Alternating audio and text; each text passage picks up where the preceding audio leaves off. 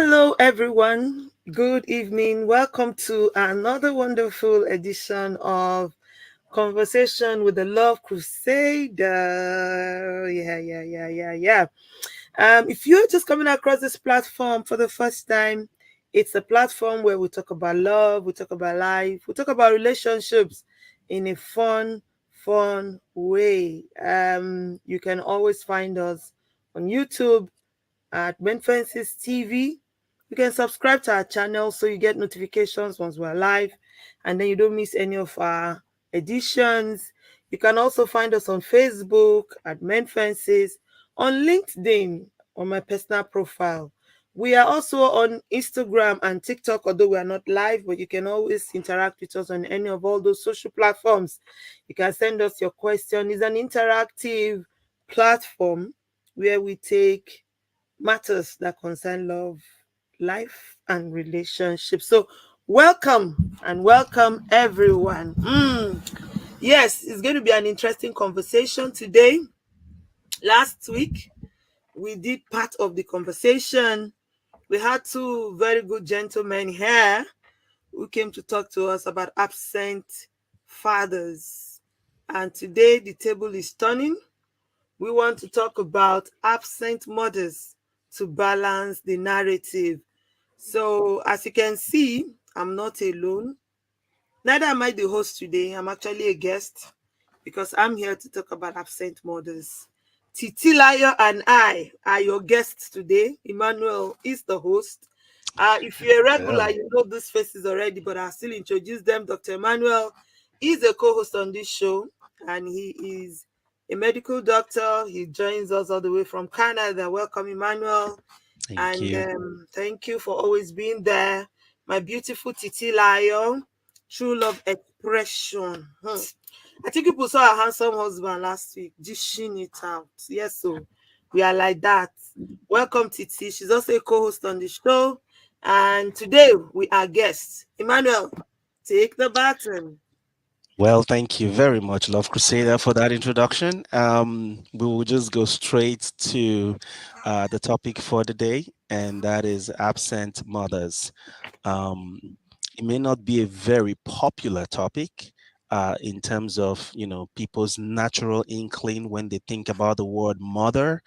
The word absent is really not what you quickly associate with the word mother, but we'll do our best to go through that, and God willing, we'll learn some key lessons today. So, as usual, I would ask a few questions, and that will start off the interaction, and we'll go from there. So, my first question for this really is just definition, right? So, how, in your opinion, what do we mean when we say an absent mother? And I'll start with TT, just because I want to hear you say something. Yeah. um wow. Just like you said, when the concept of absent mother is not really a popular one, because most times it seems like the average mother is there, you know, at least physically we see that most mothers are present in the life of their kids, so it's usually not a problem, usually something that people don't really think about, as against, and of course the reasons are obvious, is the mother that carries the baby, she's the one that looks after the baby, so I mean, right? But just like the men, where we have the challenge that most people, or most men, feel like, if I'm the father, I should be able to provide, and that's it, you know. So we find situation where the father uh tries everything he can to be able to provide for his family or for his kids, and he feels, I mean, I'm doing my best, that's the best to him. So we find ourselves in that kind of situation as mothers too, where the mother feels, well, I'm doing everything I can do as a mother.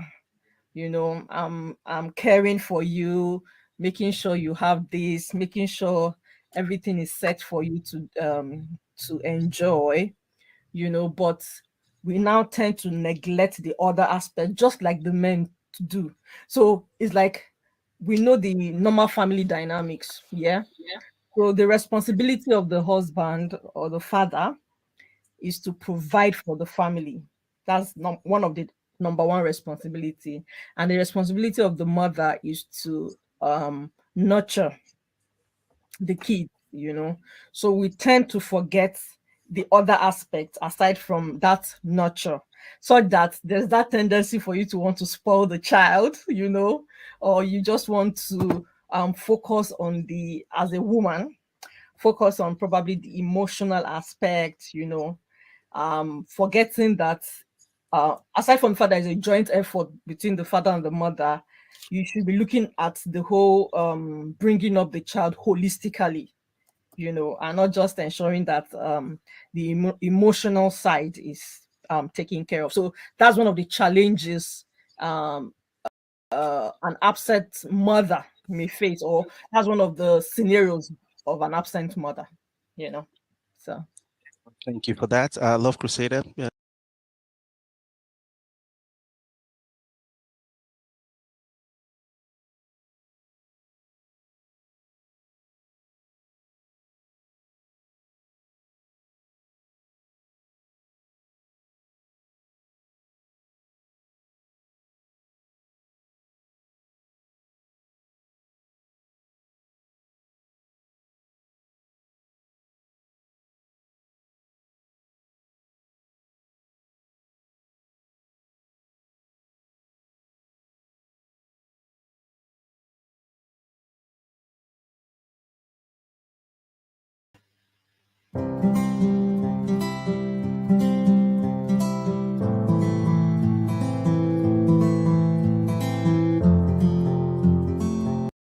where the father uh, tries everything he can to be able to provide for his family or for his kids, and he feels, I mean, I'm doing my best. That's the best to him. So we find ourselves in that kind of situation as mothers too, where the mother feels, well, I'm doing everything I can do as a mother. I'm caring for you, making sure you have this, making sure everything is set for you to enjoy. But we now tend to neglect the other aspect, just like the men do.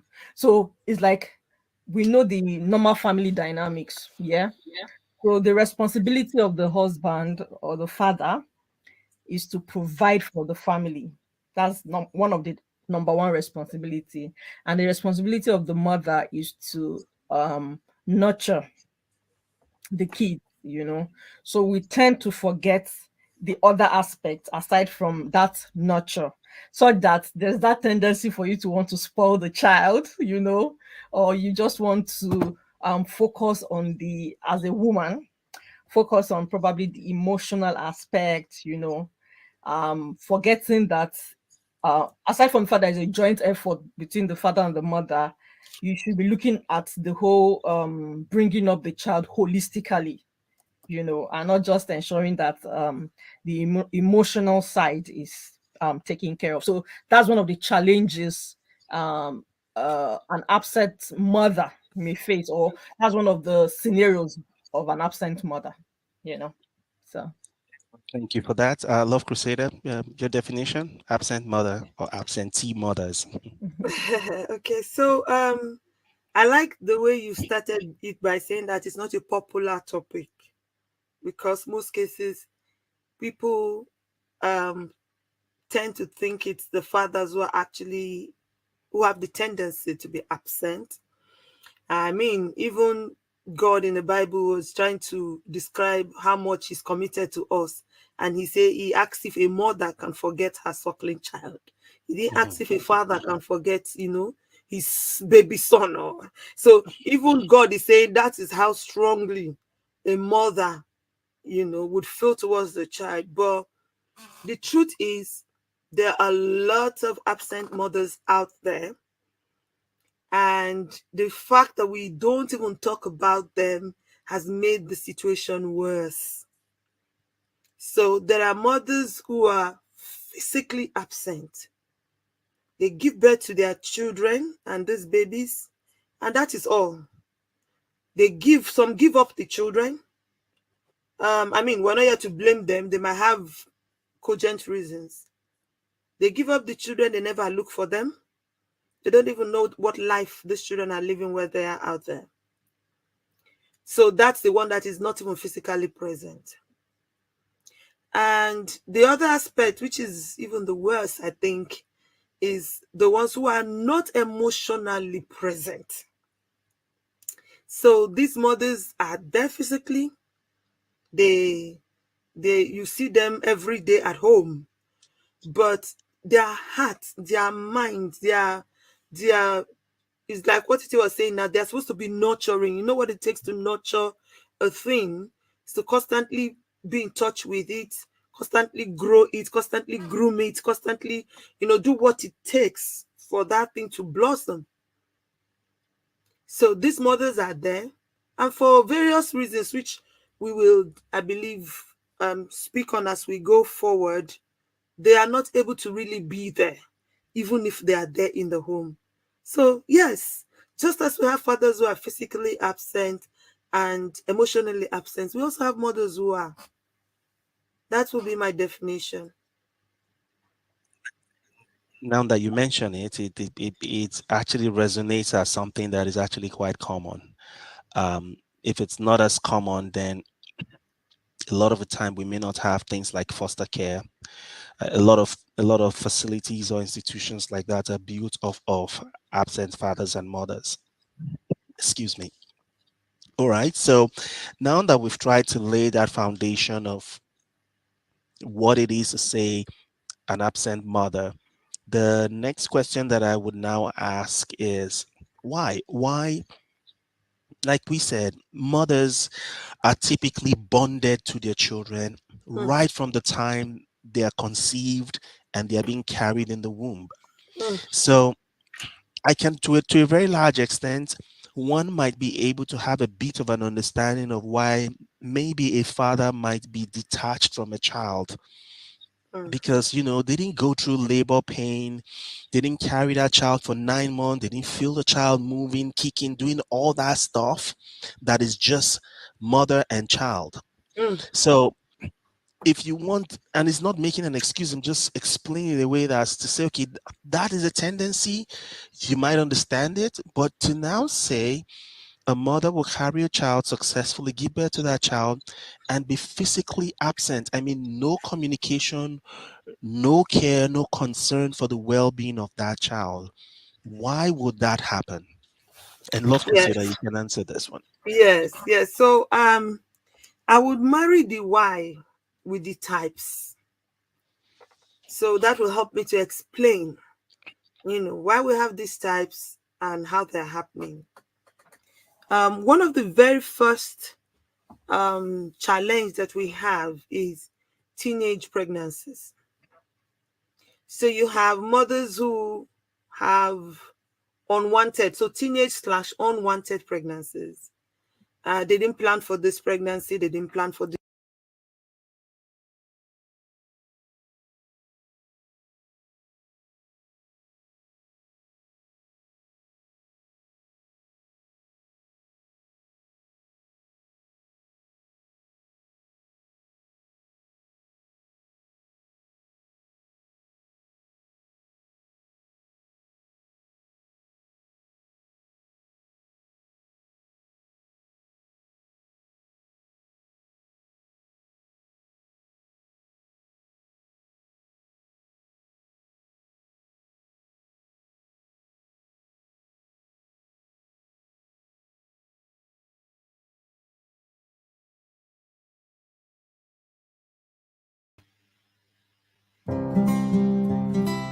Spoil their fun. Just an extra burden that they didn't want. So the tendency is to do away with the child when the child is born. And like you said, this is why we have those agencies that have come up, because in those days, I think it's less now. You used to hear you find a day old baby at the dump site. You find a day old baby on the road. This most of such cases are babies who have been abandoned by teenagers who had unwanted pregnancies, who didn't plan for these pregnancies to happen. So that I think is one. The other is what they call the cold mother syndrome. And this comes from a wounded mother. So this is not physically not being available now. We're talking about emotionally not being available. A mother and a woman who is wounded, who is hurt, who is coming into a relationship, either because she herself was not given the love of a mother growing up, so does not even know what the love of a mother is, or she had some form of abuse, some emotional wound.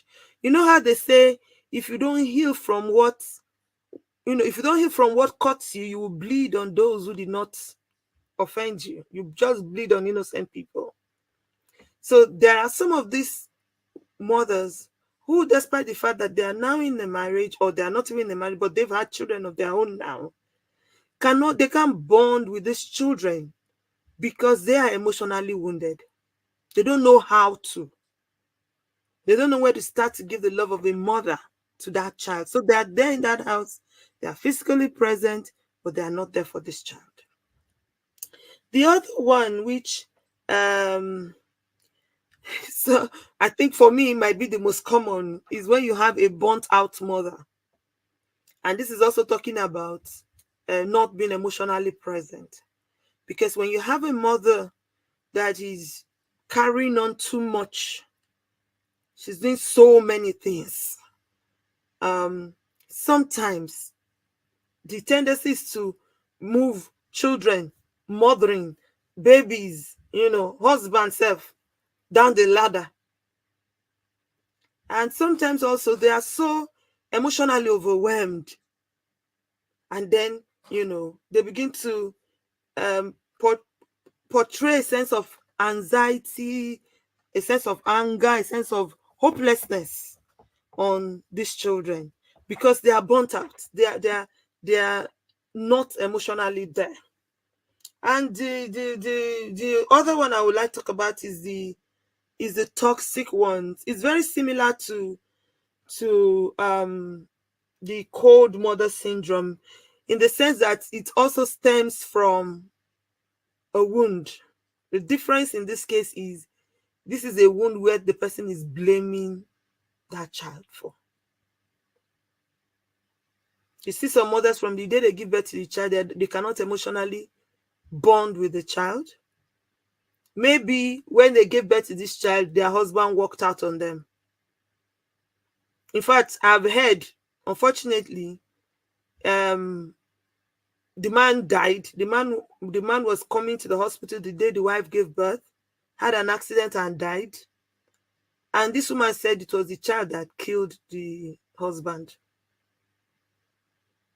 I'm telling you, this child never could never bond with the mother because her father died while coming to the hospital in the excitement of his wife has put to bed. So that's where I'll stop. Maybe Titi can add some for us. We're talking about the why. Why do we have Why absent? do we have absent mothers? Yes. I think that one of the major reasons why we have absent mothers is because of the fact that sometimes, or most of the times, most mothers are not prepared. You know, it's like you go into motherhood because they said, or that's the next thing. You are young, you get married. I mean, the next thing is automatically for you to begin to have kids, especially in the part of the world where we come from. Like, can you hear me? Yeah, Can you it's Yes. still hear breaking, but we me? can hear you. Yes. Okay. Especially like the part of the world where we come from. I mean, on your wedding day, they're already praying for the next 9 months, you know? So Mm-hmm. whether you want it or you don't want it, it's just there. You just have to deliver, you know? So the pressure is on you too to want to birth a child, bring a child into this world, you know. So I mean, sometimes it happens quickly for some people, so they don't even have that time to prepare. You spend the last 2 years or so preparing for wedding, right? So after the wedding is over, you jump into marriage. You don't have time. The next thing, the child is born, and life just start happening like that. Then for those people that it does not happen for immediately, you spend the next couple of years worrying about why the child hasn't come yet. Mm. So until the child now comes, so there's really no time for you to like prepare. And so when the child eventually comes, or the children eventually start coming, it is just assumed that you should know. You know, it's just everybody Mm. just she's you're a mother now. Oh, you hear people say things, you're a mother now, oh, so you can't be behaving like that. Mm. I'm like, how am I supposed to be behaving? I don't know. There's no manual for these things, you know. Mm. So the major challenge is most people are not prepared, you know, and most people um I think we're getting there, but most people don't know that you can prepare for these things. You can learn on the job, you know, just like our marriages. People just feel like it's okay if I go for seminars, you know, coaching on financial challenges and things like that. But when it comes to marriages, when it comes to Mm. motherhood or even fatherhood, you know, or I'll say motherhood since that's what we're talking about today. When it comes to motherhood, you just feel as if I should automatically know, Mhm. you know. So you just go along with what you've been taught or what you've seen other people do, and it takes a while before you realize that it seems not to be working, you know, except you are lucky enough to break the jinx, you know, and learn early on that I can turn the tide, I can do things differently or better. Then you now begin to seek knowledge with regards to what you don't know or what you think you know that isn't working, you know. Mm. So most times people are not really prepared, you know, and they don't even know that you can prepare for these things, you can learn on the job, you can be better at it. So we've made some really great points. And I'm going to like circle around some of them with some of the next questions I'll ask. I want to touch on prevention then, because Mhm. I hear words like assuming. People make the assumption that everyone should just know what to do. Motherhood is supposed to be instinctive. Yeah. However, we're the days where mothers were so involved in raising their children at home. Mhm. I mean, making child raising a 24/7 duty. We've really moved past those days now in the newer generation. We are now in an era where women are working just as much as men are, and Mhm. children are pretty much, from childhood, they're already out the door busy 40 hours a week, just like the parents. So, um, if it were something that was learned by a mother that should have been passed on instinctively via home training, now that we're dealing with that gap in home training, how do we go about still ensuring that our young ladies that will be future mothers are equipped? What should they do? How do they fill that gap? Is it just a matter of picking up a book and reading it? Do they watch a movie? How do we fill that gap to help prevent being an absent mother? And at what age should they start learning? Because we just talked about teen pregnancies being one of the things that impact the data for absent mothers. So Mhm.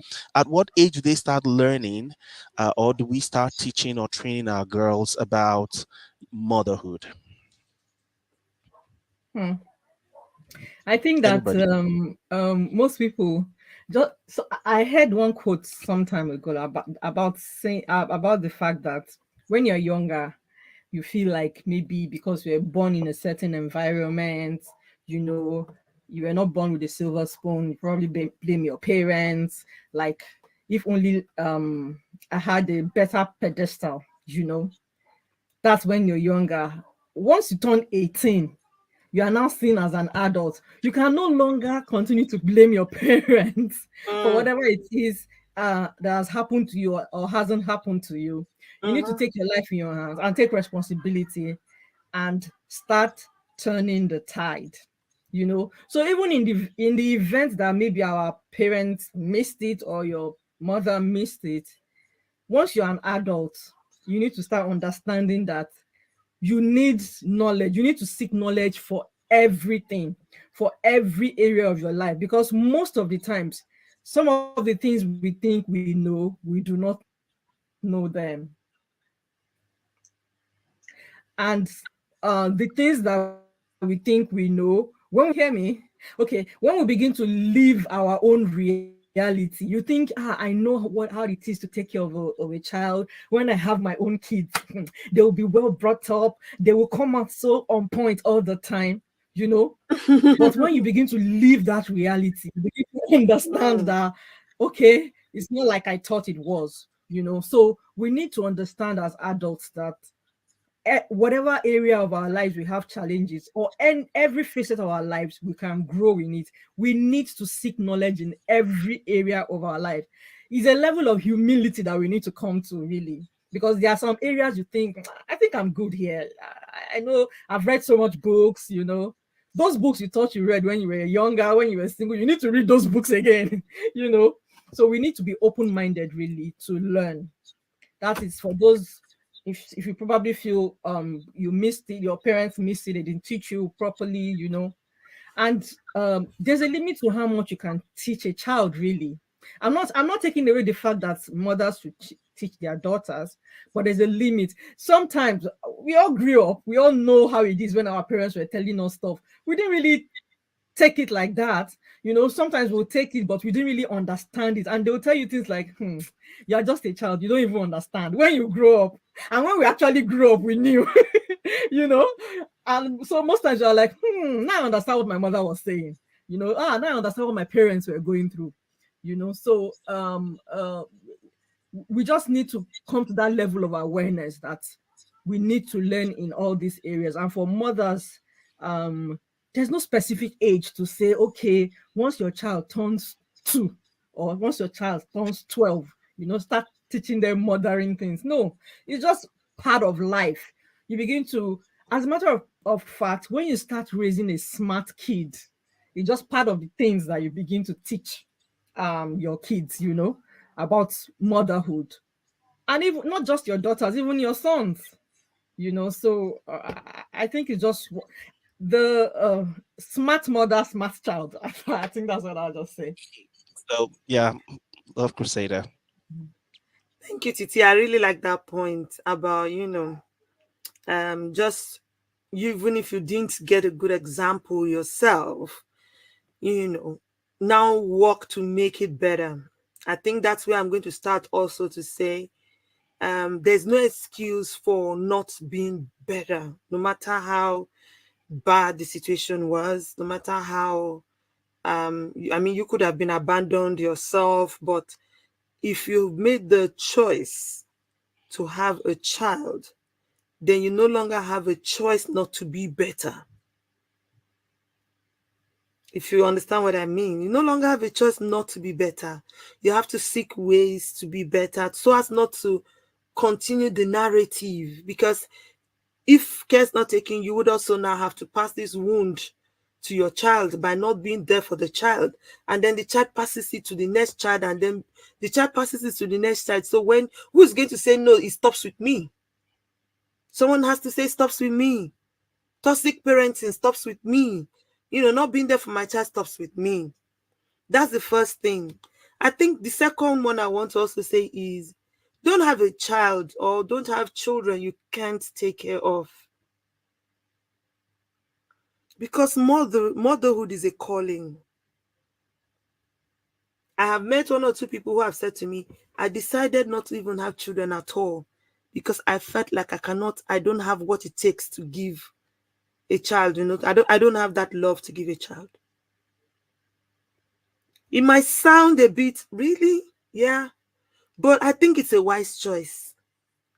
Rather than bring a I child agree. into the world, yes, rather than bring a child to the world and then leave a damaged good that Mm-hmm. will continue to perpetuate some damages, better not to have any child. Yeah. So the first step is discover yourself. Who am I? Do I have the capacity to bring up a child? Do I have the capacity to bring up 10 children? Yeah. Do I have the capacity to bring up one child? It's not about, okay, like Titi was saying, which is the main challenge you have with Africa. From the day of wedding, in 9 months' time, we will come singing with a baby boy, with a baby girl. Yes, people can say that. These people are not going to buy the baby food for you. These people are not going to be there in the night to sit with this child. They're not going to be there to give the counseling. They're not going to be there to labor Mm-hmm. and make that sacrifice for that child. So don't be carried away by, oh, we're coming in 9 months. If you know that you're not ready in 9 months, Tell sweetheart, them not to come. simple. If you're not going to come to my house because I don't have a child after 9 months, uncle, stay in your house first. Anytime I'm ready and I have a child, I will invite you. Some people just get married and they don't even enjoy themselves as, husband and wife. They're still exploring themselves. The very month they get married, bam. It's the blessings of God. He maketh rich and he add no sorrow. Amen. God himself did not intend for it to be sorrowful, but by our actions, we can make it that way. So first and foremost, if you know you don't have the capacity to sacrifice and take on the calling of motherhood, then don't have children. That's the first thing I would say. The other is have the Can I number. interrupt you and ask, how do you then make the determination? Because people's desires change, though. How do you Yes. determine? Yeah. Somebody might be listening to us and she's 18 and she's going, kids, hell no, not interested. And then Yeah. when she turns 25, she wants to have four. Desires change. So how do you then make the determination of, If well, at I'm the not gonna. point, that was going to be my next step. If at a point you decide that, okay, I want to have children, do what Titi has said. Prepare yourself. Learn. Things can be learned and unlearned. We keep saying it on this platform. Nobody, me that I'm talking, Emmanuel that is talking, Titi that is talking, none of us got to where we are today just suddenly, all at Mm-hmm. once. It's come from years of learning and experience. Learn, get mentors. You see one mama that has brought up children successfully. Tie yourself and attach yourself to her. How is she doing it? How did she do it? Ask questions, seek counsel. There are books on parenting, good ones. Read. But don't sit and conclude that, okay, now at 25, I want to have a child. And then just jump into it without knowing what it is that you're going into. In Of fact, course. even if you're the one who has already done it because, oh, they say after 9 months, you must have a child. Now that the child is here, hello, learn on the job, like Titi said. Don't leave it to chance. Don't leave the lives of these children to chance and let it just happen anyhow. The life of a mother requires sacrifice. How many children can you sacrifice for? There are people who are still waiting for me to have number 4 child. Even the third one gone. The third one came out of Holy Ghost and prayer by my own back. I was very satisfied with 2. I said, it's Mm. okay. I have multiplied the earth. I have reproduced my kind. Yeah, That's what fulfill the scripture said. responsibility. My sister, I had a boy, I had a girl. We had multiplied. One man, one son, one woman, one daughter. I was very satisfied until my precious dominion came, unexpected, so to speak. But I thank God for expanding his love in my heart for him, you know. So what I'm saying is, even if you didn't plan for this child and the child has come, it now behoves on you to make the best of the situation. It behoves on you to be able to make sacrifice for that child, to be able to say, I'm going to invest in the life of this child. It behoves on you to take care of yourself for the child. So I'm talking about those who, for example, are wounded. Even if you didn't want to heal, you don't have to seek ways to heal, because the truth is, if you don't heal yourself, you're going to bleed on that child. You're going to raise a toxic child, not because you want to, but because you are wounded and you can't give what you don't have. All right. We're going to take a quick break. And when we come back, there are some additional questions I have around people who have actual medical issues or medical reasons that may impact why they are absent mothers, and what they can do. We're also going to touch on the effect of absentee mothers on the family structure, especially children. So we'll take a quick break and we'll come back.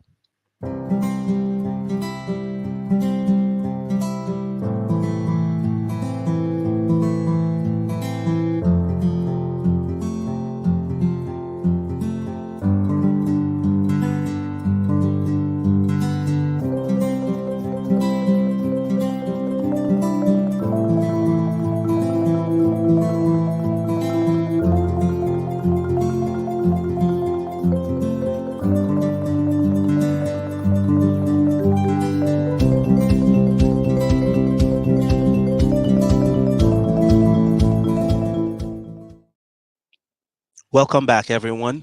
Um, we've been discussing the interesting topic of absent mothers. We've gone through the definition, and we've mainly categorized it into two aspects: physical and emotional.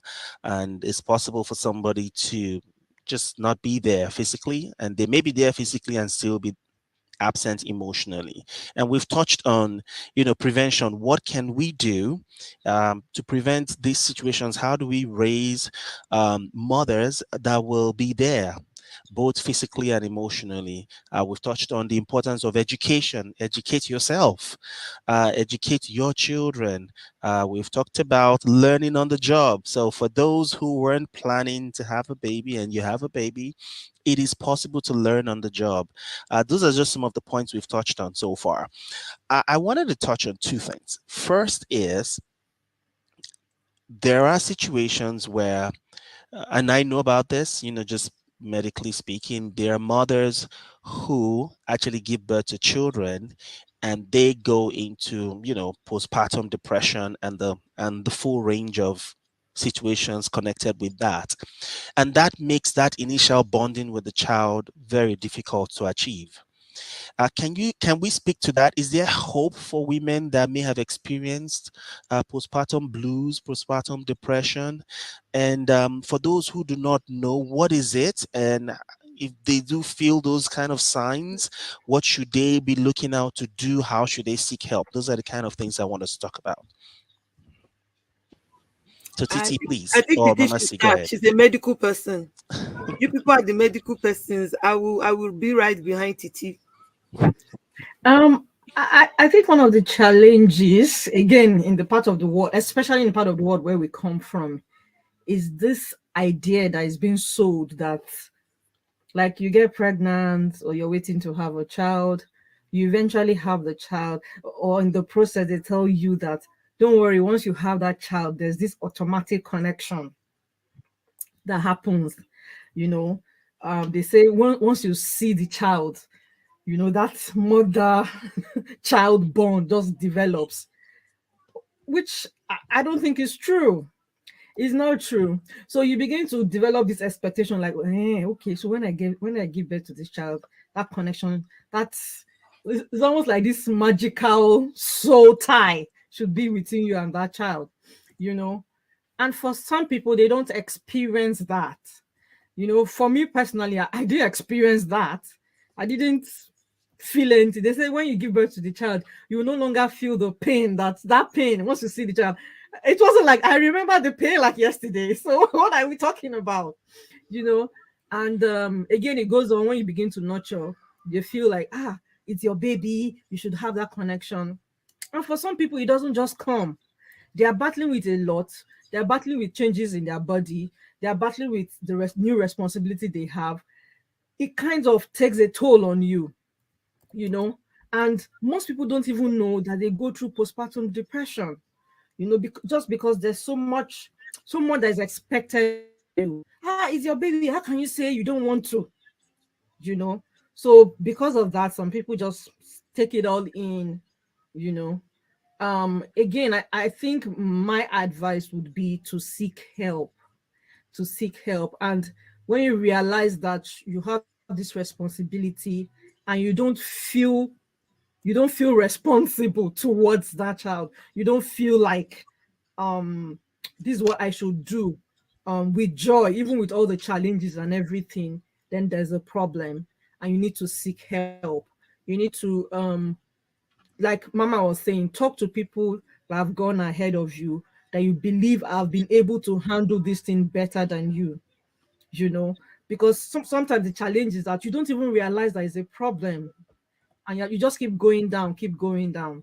So once you feel like and once that thing lingers for too long, for me, I didn't realize I went through any form of postpartum depression or anything, you know. So it seemed like everything was fine, but I just realized that I was staying low for too long. You know, most times everybody like, the baby has come, baby has come. How is the baby? Even when people ask after you, they're asking after you for the baby, you know, and you're like, no one is even thinking about how I'm coping. They're like, don't worry, you'll be fine. We've all done it. Some of us have had 10 children, we didn't die, you know. So when you realize that you've been in that terrain for too long, then it's time for you to seek help. It's time for you to Okay. I agree totally. Seek medical help. Right. Seek medical help. Don't keep quiet about it. It's not normal. If you're unable to bond with your child, you find that your child is crying, you can't go to the child because no mother would hear the cry of their child and not want to go towards their child. So that is a sign that something is wrong. There's always the excitement about a new baby with a mother, and that's why they always say you forget the pain. It's expected that the excitement of the newborn, the joy of it will cover the pain.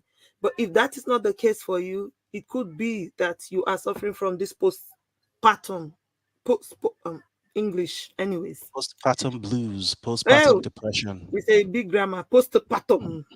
Okay. Depression.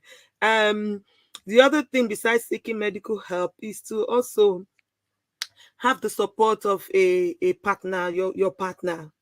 Um, Unfortunately, if you have a child not just out of wedlock, if you have an unwanted child, so to speak, that was not planned, and the father of the child is not there, it makes your matter double worse, because who is going to support you? But even if your partner is not there, maybe you have a mother, maybe you have family members, relations, relatives.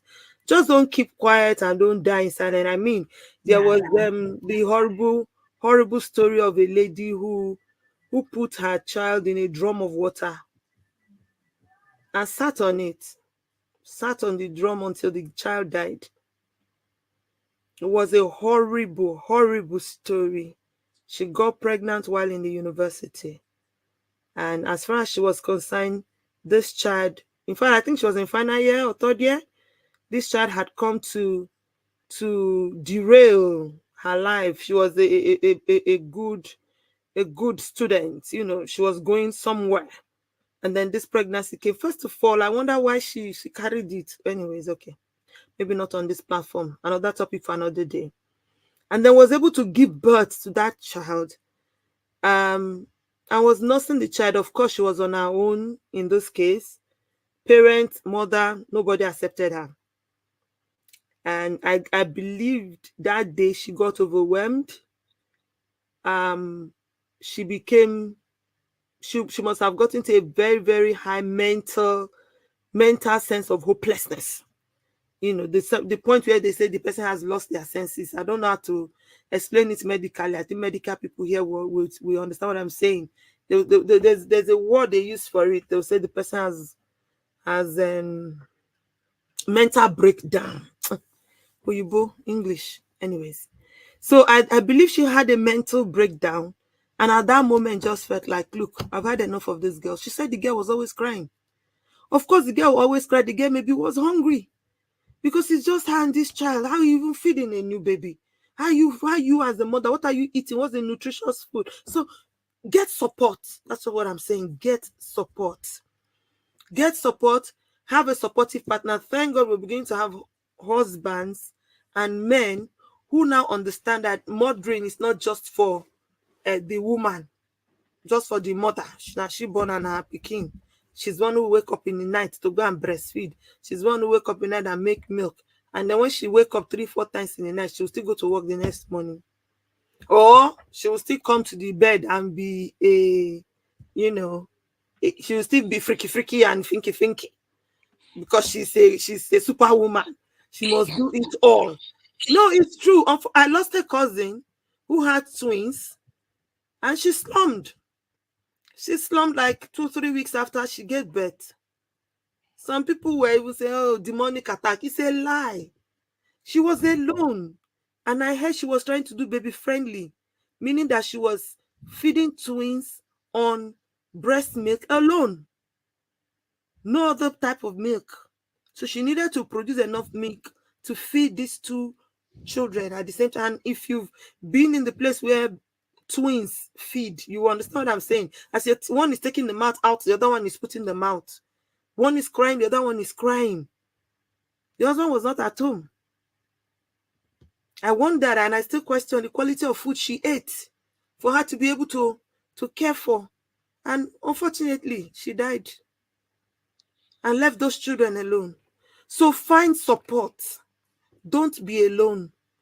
If you're a husband, if you're a father, if you're a partner, support this woman at that time. They really need the support. If you have mothers, and that is why I appreciate the Omugo system in Nigeria. I don't know whether they do it in another part of Africa. I hear some people do it here. The woman gives birth, the mother or the mother-in-law comes to help them at least the first few weeks that they've given birth. An experienced mother or mother-in-law would even observe that this girl might be going through depression. This girl is not right, because maybe at that point in time, the woman who has just given birth might not know herself, but an experienced mother can detect that. So support is very, very, very important if you're going through that. It's an illness. It can be treated. Great point. We're running out on time, so I might be interrupting you, so please bear with me if I do so. That's I'm okay. supposed to be a gentleman, but um now that we've touched on some medical issues, it still brings to mind one other aspect. We talked about emotional bonding and we talked about learning, and when we talked about learning, I kept on asking myself, can someone actually learn an emotion? Can somebody learn emotional how to truly feel about something? Is it something they can be taught? Is it something that you have instinctively? And while ruminating, having that question in my mind, it then pushed me into thinking about women that are not by nature very emotional, and they are there. They're women that are not, they're not just so, they're very they're almost like men in the way they approach things, very logical. It's 1 plus 2, very calculated, and they're not very emotionally attached by nature. And when we say things like this, it might create a sense of guilt. Why don't I feel this? It's like all women should have this emotional attachment and they don't. So I want us to address that, but at the same time, if possible, also address mental health. Women that maybe are already dealing with mental health issues before then having a child. So understanding that having a child creates an even higher mental burden and how to deal with that. That's next topic to discuss. Quickly, please. I think I'll just quickly say that motherhood, just like fatherhood, is not just an emotion, it's responsibility. So I think that should free those people that think I don't feel that thing. Like I said, when I had my kids, I didn't feel that feeling that I'm supposed to feel. I just feel that my thinking was, if I'm going to bring a child into this world, then it's my responsibility to take care of that child as much as I can. And those things that I was not able to get, or I was not able to, I feel I wasn't provided, I think I should do better this time. That was my mindset. But I don't have those. Can you hear me? I didn't have those feeling of, oh, my child connection, mother.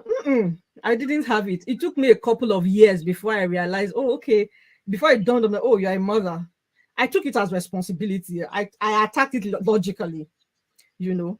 So that is for those people. Then those with mental health issue, I think at some point you need to be healthy to take care of a child, because it's responsibility. There's just so much involved in bringing up a child or bringing up kids. I mean, it takes so much out of you, so you need to be fortified. So if you realize that you are in that situation, or you are battling with mental health challenges, you might have to take a break for a while. Make sure that the child, or as much as it's possible, whether you may not be the one that will make sure, but just see to it that the child is being in an environment where the child is being cared for or provided for the meantime, and go take care of yourself, seek help, you know like Mama was saying, get that support. You need all the support. It takes a village, really. It takes a village. Crusader, Yeah, Titi has anything said you want to add? most of it. Yeah, true. What do I want to add? First part of the question. Those who Just are going not through my emotional by head. Those nature. who are not emotional by nature. So Titi has said it is a responsibility. It's not just about emotion. It's like love. Love is a choice, and we always say it is Yeah. a choice. It's not a feeling. If you go by your feeling, You won't do anything. do you understand me? But I've chosen to love this person. I've chosen to be committed to a love relationship with this person. That is why we True. stay. That is why we forgive, we move on, we continue. Do you get it? That is the way that a mother should approach that. Now I have become a mother. I no longer have any choice but to be present in the life of this child, emotionally, physically, financially, spiritually, otherwise. Because that is what makes this person a whole person. It's a lot of sacrifice. I mean, I remember when I started having kids, when we got married, my husband met me. I wanted to be a banker. So I was like, oh, I'm going to be in the bank. I was in my IT in the bank when he met me. My goal was to be a banker. And he immediately we got married. They started transferring him. My husband was working from one part of Nigeria, so not at home. When we had my first child, he said to me, please, I think we need to keep this dream of being a banker. Because if I'm not there, I'm traveling for work, and you are not there, because we know how long hours bankers needed to put in, you know, then we are just having children for who? Who is going to take care of those kids? And I made the sacrifice. My agreement with him then was have all the kids we needed to have within 10 years. By the time they are 10, my children would have been grown enough, I believe, to have known what is left from right. Then I can take some time to go chase my career. And that's what I did by the grace of God. It's sacrifice. I could have said no. Why am I the one that needs to throw away my banking dream? My dream of becoming a banker. You come back home, leave your job or whatever. You know what I'm trying to say? As a mother, or just Kuku decide don't have the children. But since I was going to have children, I couldn't now have children that will not have their father there and will also not have their mother there. So All it's right. it's a choice to say I must say, and then like Titi said with the mental health, that's just the best. If you have a grandma, go give this child to their grandmother. If you have a family member that you know would support the child, give and take care of yourself. You need to be whole, you need to be well to take care of someone else. Great points. What I want to move on quickly to, for the sake of our time now, is the effect of absent mothers. And I want us to touch on it from the standpoint of in trying to emphasize why it's important for mothers to be present physically and emotionally. Let's show what happens when they're not. So what's the effect? The effect on the family structure, the effect on the children, especially both in terms of how they grow up, what they become, their own future. If we can touch on that real quickly. Love Crusader, please. Oh, me first. Okay. Sure. A lot. So I'll just begin to list them. Number one is that there's the negative effect on your child's development. Children don't develop well, even cognitively, as in learning abilities is impacted. because I don't know about you guys, but mothers do most of the assignments. That's a debate that you can, and homework and the studying with the children. We can debate that for another time. So if you're not there to look at their books, their school work, guide them through, it can impact their cognitive learning. It can affect their self-esteem. These children are constantly wondering what did I do wrong? Yeah, sorry. I heard a story of recent that is making me very, very emotional, And the child said, why doesn't my mother love me? What's wrong with me? Why can't she love me? Now, I mean, that's the self-esteem of that child is gone. The child is doubting themselves, they blame themselves, they have difficulty relating with other people because they don't know how. They've not been taught love. They can't love someone else. They can't relate properly with people. They are self-conscious, they are awkward, they are disconnected even from family. There's no emotional connection. There are a lot of older people today who don't know where their kids are, whose kids don't even call them.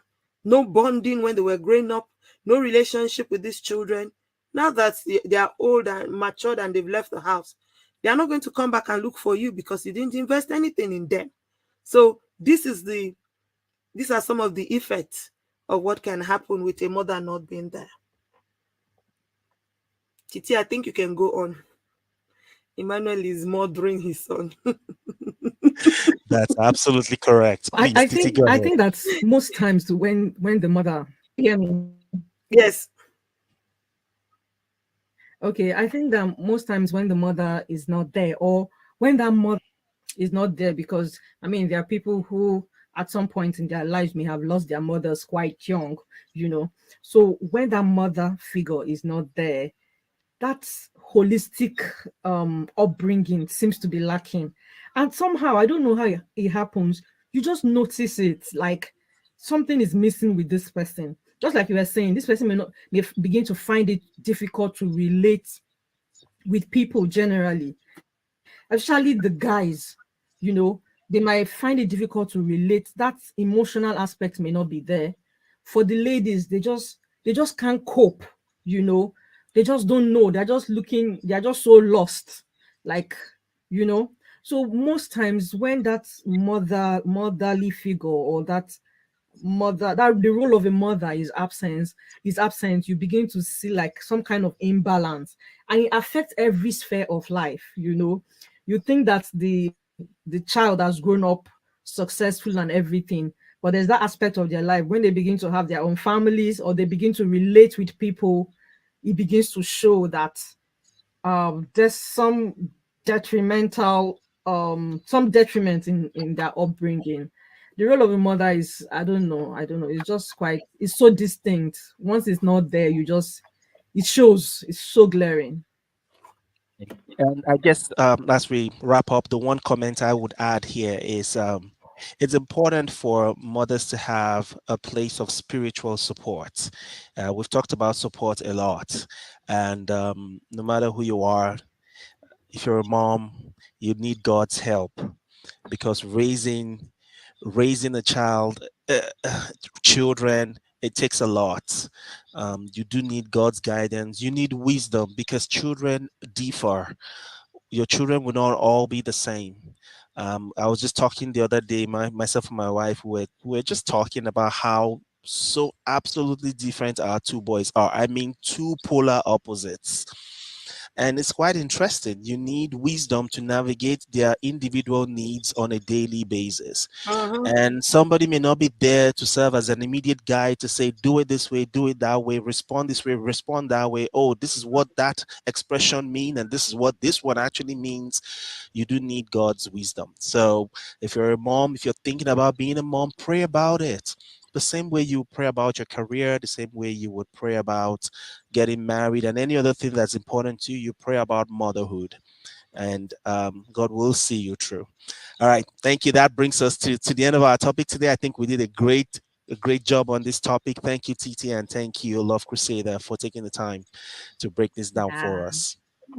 You're welcome. Thank you, everyone, for Thank joining you. the Thank you for being a good host. conversation. Yes, Emmanuel, thank you for being a good host today. Thank you for hosting us. We had a good session. If you have any Wow. question, you are out there, you're struggling, you're alone, please reach out to us. What we cannot do, we can signpost you to where you can find help if we can't help you. We have a phone number on our Facebook page. It's a WhatsApp number. You can send us a message directly. It comes straight to my phone, and I'll be able to, by the grace of God, share with those I need to share it with if necessary. And like I said, signpost you to where you can get help. Whether you're a father who is struggling with fatherhood, or you're a mother who is struggling with motherhood, or you're a child who don't understand, you feel like, why doesn't daddy love me? Why is mommy not there for me? Instead of turning to drugs and alcohol and looking for other ways to make yourself feel good, please and please talk to us. We are here for you. We can be your daddy. We can be your mommy as God gives us grace. And I speak for all of us when I say this. No child, Titi said it just now, it takes a village, and we can be your village. All right, everyone, thank you so much for joining us again. Next Sunday, we'll be here with our Q&A, our usual question Sunday, and we'll discuss some of the questions that you have sent in concerning the topics that we've handled in the month. If you come across this page after we've gone off air, still share it, talk to your friends about it. You could be helping someone. You could be helping someone's relationship. All right, see you again next week Sunday. Have a love-filled week, everyone. Thank you, Titi. Thank you, Emmanuel. God bless you all.